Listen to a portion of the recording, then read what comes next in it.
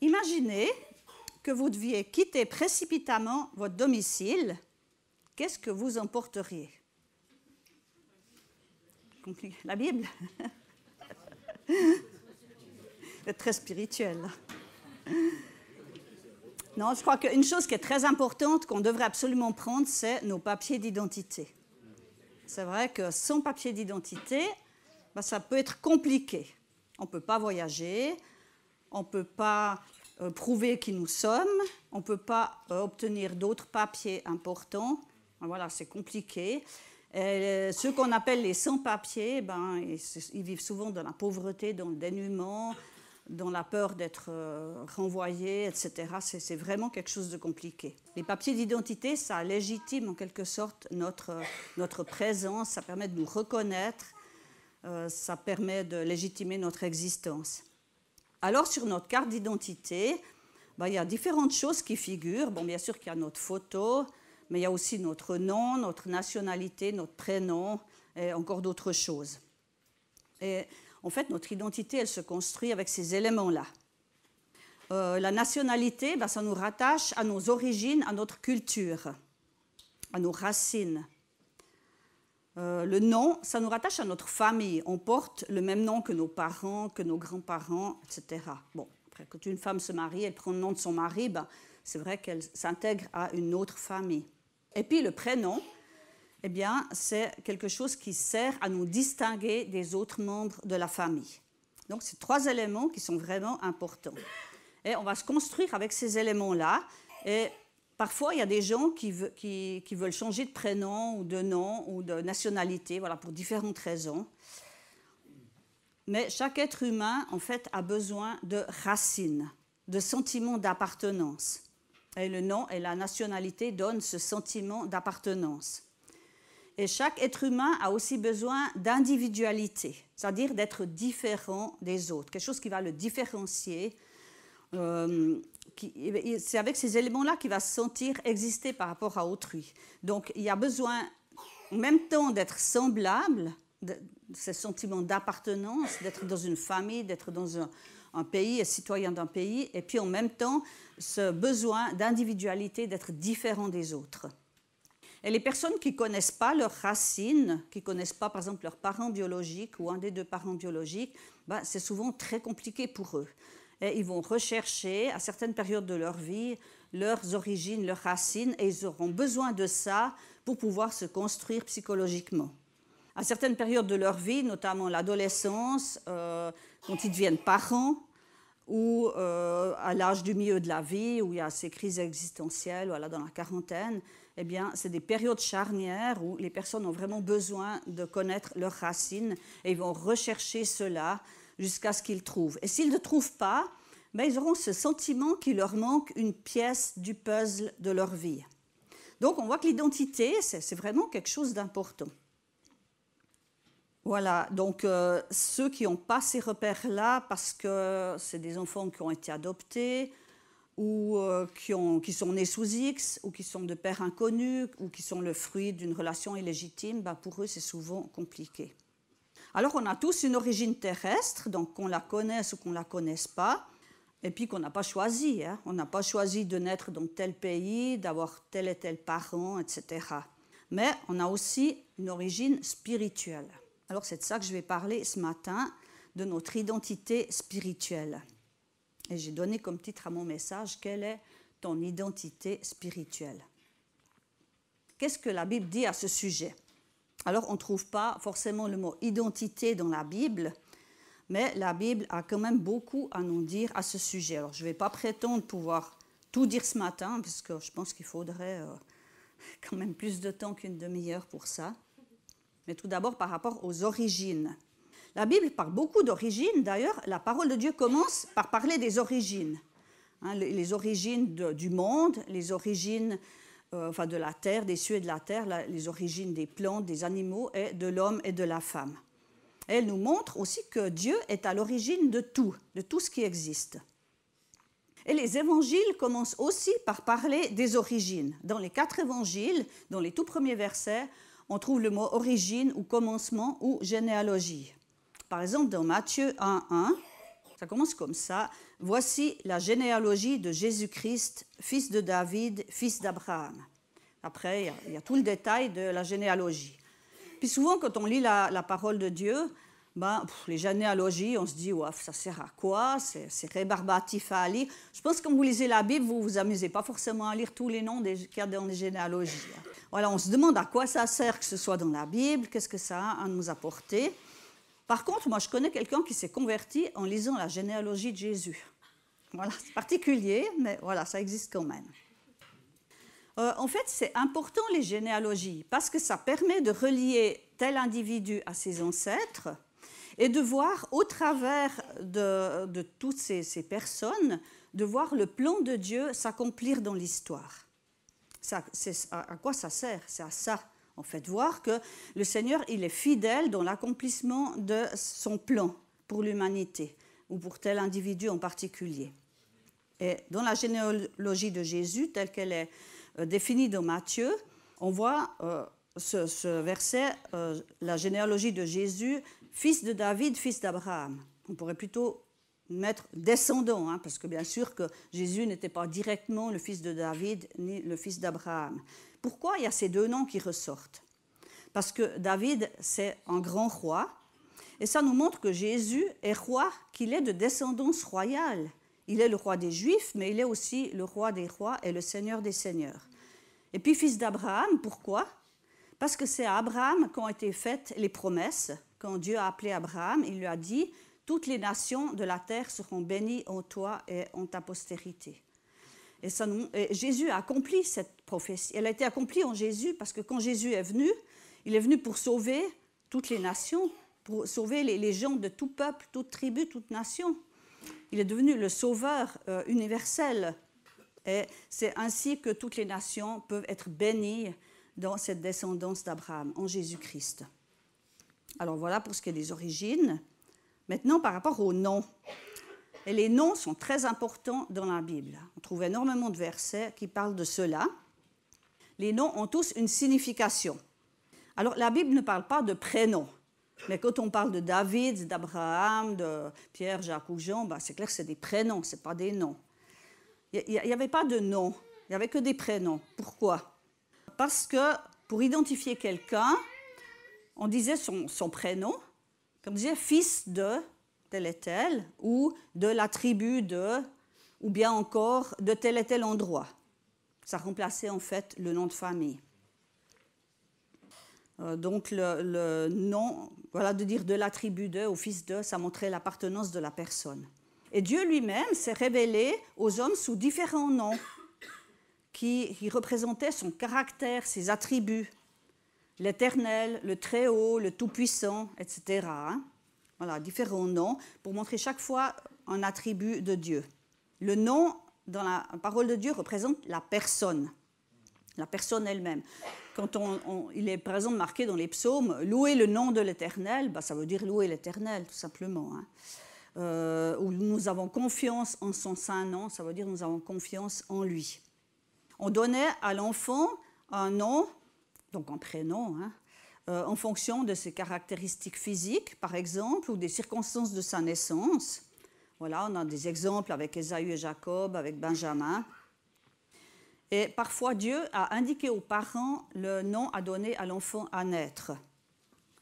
Et il a aussi parfois donné un nouveau nom à quelqu'un. Abraham qui est devenu Abraham, Jacob qui est devenu Israël, Jésus qui a dit à Simon, maintenant je vais t'appeler Pierre. Pourquoi? Pourquoi un nouveau nom, un nouveau prénom? Ça montrait en fait une nouvelle destinée. Ça montrait que la personne jusque-là, elle avait eu sa vie, voilà. Et qu'à un moment donné, Dieu allait se révéler à cette personne et que cette personne, avec cette révélation du Seigneur, elle allait entrer dans la destinée que Dieu a prévue pour elle. Ça va être une charnière, quoi. Comme un point charnière où on passe de notre vie humaine, toute simple, à notre destinée, ce pourquoi Dieu nous a créés. Voilà, donc il y aurait beaucoup à dire là-dessus, mais je vais passer un peu plus loin, je vais voir. En fait, je vous raconte tout ça, ce n'est pas pour vous remplir la tête de connaissances, mais c'est parce que nous-mêmes, ça a quelque chose à nous dire à nous. par rapport à notre identité spirituelle. Donc, lorsqu'on a accepté Christ dans notre cœur, eh bien, nous sommes nés de nouveau spirituellement. Nous sommes nés de Dieu. Et puis, cette nouvelle vie que nous avons reçue, c'est une vie qui est éternelle, qui va aller jusque dans l'éternité. Ce n'est pas comme notre vie physique qui va un jour s'arrêter. Et sans cette vie nouvelle, on ne peut pas entrer dans le royaume de Dieu. C'est ce que Jésus a dit à Nicodème dans Jean 3, les versets 3 et 5. Si Jésus lui répondit, en vérité, je te le dis, à moins de naître de nouveau, personne ne peut voir le royaume de Dieu. Et puis le verset 5.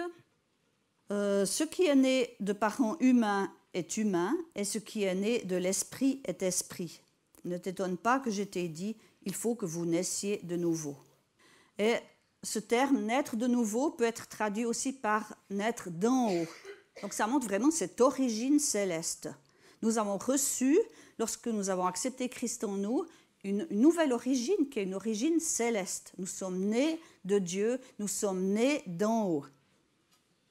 Dans Jean 1, les versets 12 à 13, « Mais à tous ceux qui l'ont accepté, donc qui ont accepté la parole, Jésus, la lumière, à ceux qui croient en son nom, elle a donné le droit de devenir enfants de Dieu, puisqu'ils sont nés, non du fait de la nature, ni par une volonté humaine, ni par la volonté d'un mari, mais qu'ils sont nés de Dieu. » Voilà, c'est une origine qui est différente, qui est spirituelle.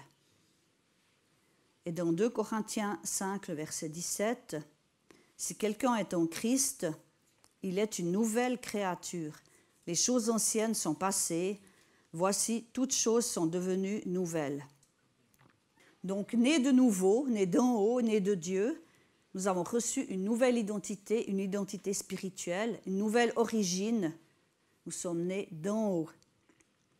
Et nous appartenons au peuple de Dieu, nous sommes citoyens des cieux. Vous vous rendez compte? Vous êtes tous binationaux si vous avez reçu le Seigneur, au moins binationaux. Voilà, vous l'êtes peut-être déjà avec vos papiers, vous êtes peut-être franco-suisse ou que sais-je, mais nous sommes citoyens d'ici-bas, mais aussi citoyens des cieux.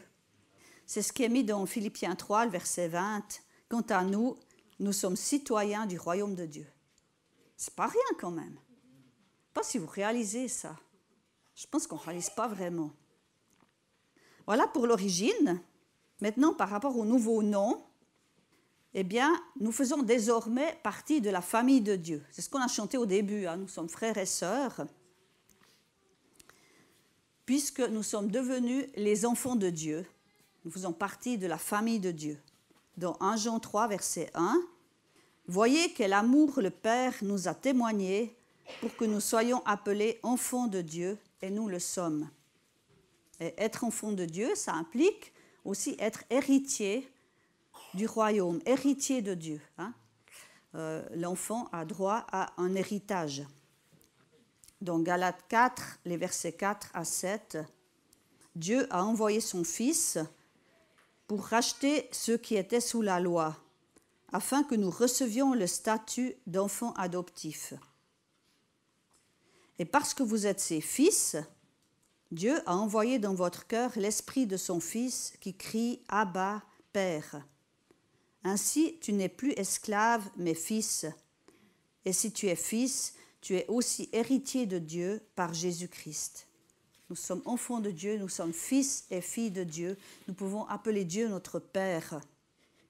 Et nous sommes appelés chrétiens. Et chrétien, le mot chrétien, il vient du mot Christ. Donc, on porte le nom de Christ. C'est notre nom de famille spirituelle, le mot chrétien. C'est à Antioche que pour la première fois, les disciples furent appelés chrétiens. Alors, qu'en est-il du prénom?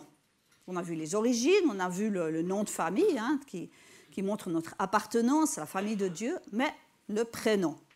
Alors, on a vu qu'il n'y a pas de mot prénom dans la Bible, mais que les prénoms existent pour différencier les individus.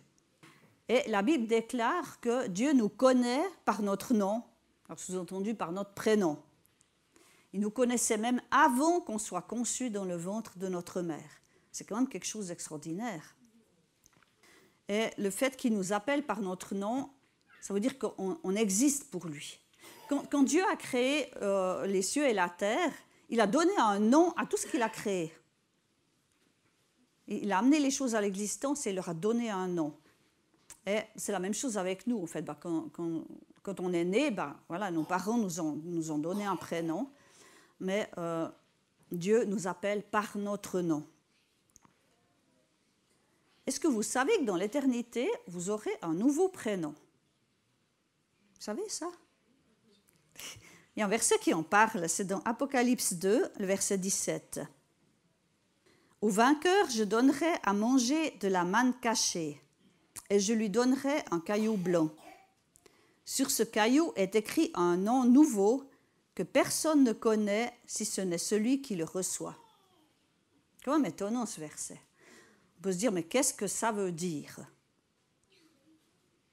Alors pourquoi est-ce qu'on recevra un nouveau prénom? Et puis surtout, pourquoi est-ce qu'on sera les seuls à connaître ce prénom?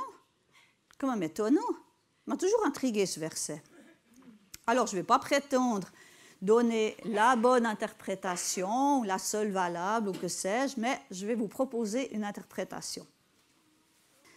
On a tous un prénom par lequel les gens s'adressent à nous. Parfois, il y a des gens qui ont un surnom, voilà, des gens plus intimes, un cercle d'amis, qui nous ont peut-être donné un surnom, puis qui nous appellent par ce surnom-là. Mais on a peut-être aussi un nom que seuls les gens vraiment intimes ou seul notre conjoint va utiliser. Bon, alors classiquement, chérie, chérie, ou mon amour, voilà, c'est des mots classiques. Alors, si vous appelez votre mari, enfin votre conjoint, chéri ou chérie, vous serez le seul à l'appeler comme ça. S'il y a d'autres personnes qui l'appellent comme ça, quand même, ça va mettre des doutes sur la fidélité de votre conjoint. Hein? Ça va être un peu bizarre, on est bien d'accord. Donc, c'est un nom qui est intime, que seul vous allez utiliser, et votre conjoint va être le seul à qui ce nom va être adressé. Et ce nom, en fait, il va révéler l'intimité entre la personne qui va être appelée de ce nom et la personne qui va s'adresser en lui donnant ce nom. Hein? C'est un nom vraiment intime. Ça montre en fait l'amour qu'on porte à notre conjoint. Ça montre que cette personne, c'est la plus précieuse.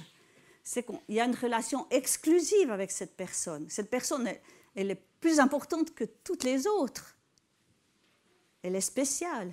Alors, le fait que Jésus, dans l'éternité, va nous donner un nouveau prénom, mais est-ce que vous imaginez ce que ça représente? Ça représente que chacun de nous, on est unique dans le cœur du Seigneur. Chacun de nous, on aura cette intimité exclusive avec lui. On sera tous ensemble dans l'éternité, voilà, des millions, des milliards, que sais-je, qu'on va adorer le Seigneur ensemble, ça va être magnifique. Mais en plus de ça, chacun individuellement, on aura une relation privilégiée avec notre Seigneur. Mais il y a de quoi se réjouir. Voilà, donc vraiment, chacun de nous, on est unique et précieux à ses yeux. Alors, en conclusion, qu'est-ce que ça change pour nous maintenant? Parce que ça peut paraître un petit peu abstrait tout ça. Et ça implique quand même de grands privilèges. Tout d'abord, nous savons d'où nous venons et où nous allons. Nous savons que nous venons de Dieu et nous allons vers lui. C'est quand même déjà bien. On a des racines spirituelles là, dans l'éternité. Hein. Et de savoir d'où nous venons, c'est-à-dire nos origines spirituelles, ça va nous permettre de nous construire dans notre foi. Hein. De même qu'une personne, lorsqu'elle connaît ses origines biologiques, elle va pouvoir se construire psychologiquement. Nous, on va pouvoir nous construire dans la foi, progresser dans notre foi, lorsque nous savons que voilà, nos racines, elles sont dans l'éternité. Nous ne sommes plus perdus, nous ne sommes plus orphelins, nous avons une nouvelle famille qui est la famille de Dieu. L'Église avec un E majuscule. Et on peut appeler Dieu notre Père. Et nous avons une patrie céleste dans laquelle Jésus nous a réservé une place. Nous passerons l'éternité avec lui, dans cette intimité extraordinaire. Et je crois que d'avoir cette espérance, ça peut vraiment nous aider à vivre ici-bas, à passer au travers des difficultés, des épreuves, des déceptions, etc. Je crois que c'est vraiment important. Si on a nos regards fixés sur ce qui nous attend, on sait que voilà, Dieu, il vit en nous. Et nous lui appartenons, nous sommes à lui, nous sommes ses enfants, nous sommes précieux pour lui, nous sommes uniques à ses yeux, chacun de nous. Je crois que c'est quelque chose qui peut nous motiver à le servir, à l'aimer toujours plus. Mais je crois que souvent, ici-bas, on regarde des fois à nos difficultés, à notre vie, et tout ça, puis on oublie un petit peu tout ça. Mais je crois que c'est bon de se rappeler ces choses-là, se dire, mais oui, il y a quelque chose de meilleur qui nous attend, le meilleur, il est devant nous. Alors, est-ce que tu es conscient, consciente de ta nouvelle identité en Christ? Et qu'est-ce que ça change dans ta vie? Mais Seigneur, je te remercie parce que c'est vrai, tu as fait de nous une nouvelle créature. Seigneur, tu nous as donné une nouvelle destinée, tu t'es révélé à nous et nous t'appartenons. Nous pouvons t'appeler Père. Nous pouvons avoir nos racines dans l'éternité. Nous savons qu'un jour, nous passerons l'éternité avec toi. Et Seigneur, merci parce que chacune de nous est unique et précieux devant toi. Tu nous connais parfaitement, mieux que nous-mêmes. Tu nous aimes profondément.